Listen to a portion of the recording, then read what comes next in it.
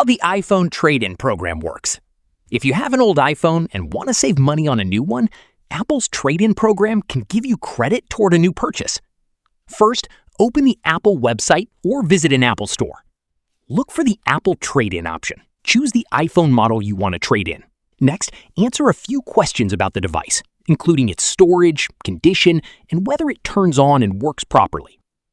Apple will then give you an estimated trade-in value. If you accept the value, you can use the credit toward the purchase of a new iPhone, depending on how you're completing the trade-in.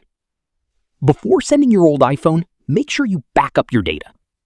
Then open Settings, tap your Apple account, select Find My, and make sure Find My iPhone is turned off before you erase the device.